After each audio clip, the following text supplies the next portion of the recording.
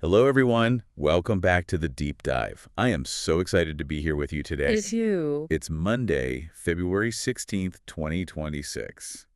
This year is just flying by, isn't it? It really is. It's so good to be here. I'm ready. I hope everyone listening is ready too. How are you doing today? I am doing great. Thanks for asking. Although, I have to be honest. Uh-oh. I had a bit of a, let's call it a humbling moment this morning. A humbling moment. That sounds like a good story. What happened? Well, I was driving to the studio, had my coffee, the sun was shining, I was feeling good. Okay. I was listening to the radio, and this really fast, upbeat song came on, a song I love. I've heard it like 100 times. Oh, I think I know where this is going. So, of course, I decided it was time for a private concert in my car. Of course. I turned the volume way up, took a deep breath, and just tried to sing along. Yeah. But let's just say it did not go well. Let me guess. Too fast. Way too fast. My tongue just got tied in knots. I was stumbling over every word, missing the beat. Honestly, it was terrible. It wasn't even English anymore, just sounds. Huh. I actually had to turn the volume down because I was embarrassing myself. And I was alone in the car. You know, that is such a relatable feeling. I think we've all been there. Right. You hear a professional singer and they make it sound so effortless, but then you try it and you realize how hard it really is. Exactly. It felt like my brain knew the words, but my mouth just refused to cooperate. Oh. And that actually connects perfectly to what we're digging into today. Oh, yeah. It isn't about singing, exactly, but it is about using your voice, about closing that gap between knowing the words and actually saying them naturally. Like, you absolutely hit the nail on the head. That gap is where so many language learners feel stuck. It is. Today, we're talking about a very special, very powerful method called the shadowing technique. The shadowing technique. It sounds a little mysterious, doesn't it? A little bit, like something from a spy movie. It does. But I promise, it's very, very practical. If you're listening and you want to speak English faster, or if you feel like you sound a bit like a robot when you speak, then this deep dive is definitely for you. I think that's everyone. We all want to sound natural. So let's unpack this. What exactly is shadowing? Okay, let's start with a mental picture. I want everyone listening to close your eyes for a second, unless you're driving, of course. Right. Don't do that. Imagine you're walking in a big, dark cave. Okay, I'm picturing it.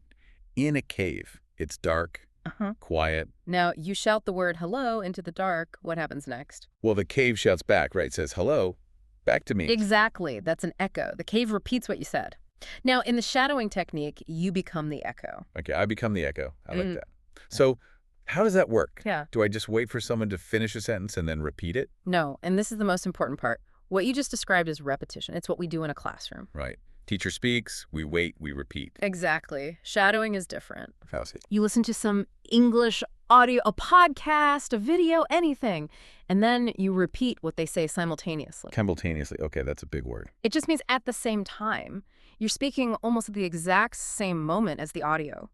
You do not wait for the sentence to finish. You follow the audio closely, just like a shadow follows a person. I see why it's called shadowing now. Like you're right on their heels. You are. If they speed up, you speed up. If they pause, you pause. You are literally shadowing their voice with your own. But why is that so important? I mean, why can't I just listen and learn or read out loud why this echo thing? That is the big question. And here's the answer. Think about it this way. English isn't just a list of words. It's not just grammar. English is like music. Like the song I failed to sing this morning. Exactly like that song. Language has a rhythm, a melody. When we just read grammar books, we learn the logic. When we do shadowing, we learn the music of English. That makes so much sense. It's like you can read the sheet music for a piano piece, but you aren't really playing until your fingers touch the keys. That's a perfect comparison. Shadowing forces your mouth to develop muscle memory. You don't have time to think about grammar rules because you're busy trying to keep up. Muscle memory for the mouth. I love that.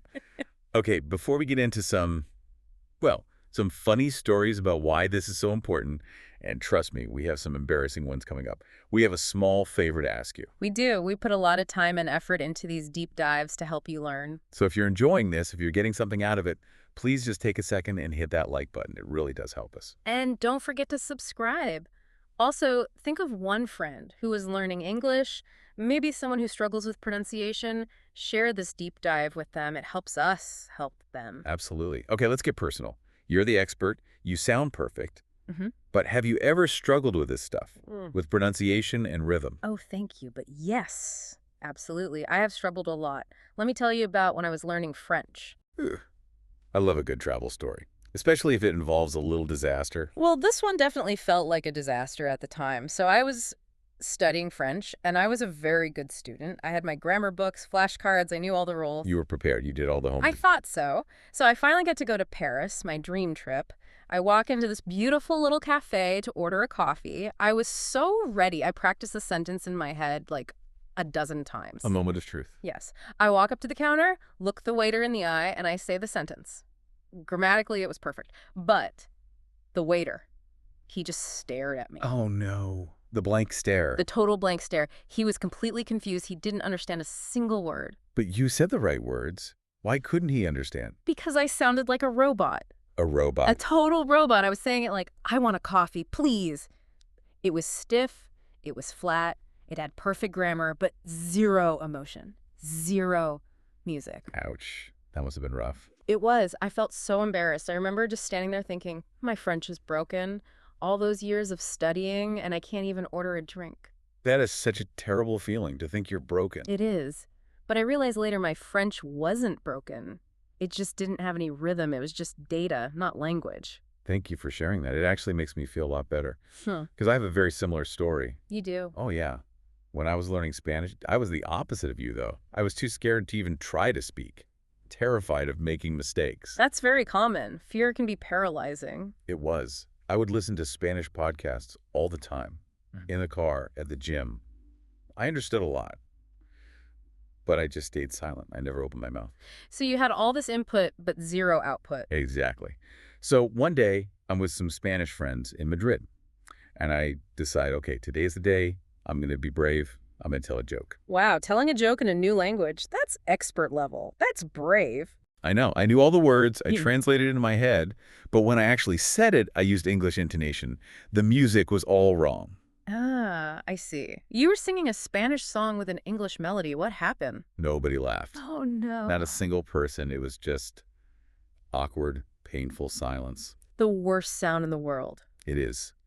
And I realized in that moment that I was listening with my ears, but I wasn't practicing with my mouth. I had to connect the two. That's a perfect way to put it. And I want to say to everyone listening, if you have felt silly or embarrassed or like a robot, that is normal. Totally normal. We've both been right there with you. But that's what we're going to fix today. The shadowing technique is the bridge between your ear and your mouth. Okay, let's do it. Let's get practical. We know what it is and why we need it. But how do we do it right? I think we have 4 tips. Yes, 4 specific tips to get you started. What's tip number 1? Tip number 1 is what I call the turtle step. The turtle step. I like that. So what does it mean? It means do not start fast. This is the biggest mistake people make. They try to shadow the news or rap music. So no M&M for lesson 1. Definitely no Eminem. Start with slow audio. Use a podcast for learners, like this one. Or go on YouTube and change the speed setting to 0.75x. Oh, that's a great trick. Yeah. If it's too fast, you'll just get frustrated and give up. You have to be a turtle first. Then later, you can be a rabbit. Be turtle, then a rabbit. Got it. Okay, what's tip number 2? Tip number 2 is the blindfold mode. The blindfold mode. A blindfold covers your eyes so you can't see. So Yeah. we should close our eyes. Essentially, yes. Try not to read the transcript while you're shadowing. But that's hard. We feel safer with the text in front of us. We do. But if you read, your eyes do all the work. You'll pronounce the word the way you think it looks, not the way it actually sounds. Can you give us an example? Sure, think of the word comfortable. If you read it, you see 4 syllables.com, comfortable. But we don't say it like that. We say comfortable. 3 syllables. If you're blindfolded and just listening, you copy the real sound. Let your ears do the work, not your eyes. Ears, not eyes. That's a huge point. Okay, what's tip number 3? Tip number 3 is the actor method. Ooh, I like this one. This is the fun part. Don't just say the words, you have to copy the emotion. What do you mean copy the emotion? If the speaker sounds happy, you sound happy. Smile when you speak. If they sound angry or sad, you sound angry or sad. So you're actually acting. Yeah. Playing a character. Yes. Copy their pauses, their breathing. Pretend you're an actor playing that person. It helps you get out of your own head and stops that robot voice. That's great advice. Okay, and finally, tip number 4. Yes. Tip number 4 is the 10-minute rule. The 10-minute rule. Why only 10 minutes? Because shadowing is tiring. It is a workout for your mouth and your brain. You're doing two things at once. Listening and speaking, it sounds exhausting. It is. So don't try to practice for an hour. You'll just burn out. Do it for just 10 minutes a day. Short and sweet. Exactly. A little bit every day is so much better than a lot once a week. Consistency is everything. Okay, that's a lot of great info. So let's take a quick breath and do our word tour. Yes, let's do it. This is where we review some key vocabulary from the deep dive. First word, mimic. M-I-M-I-C. To mimic just means to copy someone or something exactly. For example. Parrots can mimic human speech. They listen and copy the sounds perfectly. Perfect. That's what we're doing with shadowing. Okay, word number 2. Intonation. Intonation. We talked about this with my bad Spanish joke. Yes. Intonation is the way your voice goes up and down when you speak. It's the melody of a sentence. Like how my voice goes up at the end of a question. Exactly. That's intonation, for example. In English, your intonation usually goes up when you ask a question. Got it. Okay, word number 3. The big one. Simultaneously. It's mouthful. It just means at the same time. Right. For example, it's hard to rub your stomach and pat your head simultaneously. A classic. And with shadowing, you listen and speak simultaneously. Okay, last word for the tour. Awkward. Awkward. This describes a situation that feels uncomfortable or embarrassing. Yes. Like the silence after your joke. There was an awkward silence after I made a mistake. I still feel it. Don't worry, we've all been there. It's part of learning. Okay, let's do a really quick recap for everyone. Good idea. So shadowing is repeating like an echo, almost at the same time. Right. You become the shadow. And the tips. 1. Start slow. The turtle step. 2. Use your ears, not your eyes. The blindfold mode. 3. Act out the emotions. The actor method. And 4. Keep it short. The 10-minute rule. Okay, now we need to give everyone a challenge, a real action step. Yes. Yeah. Here is your tiny goal for today.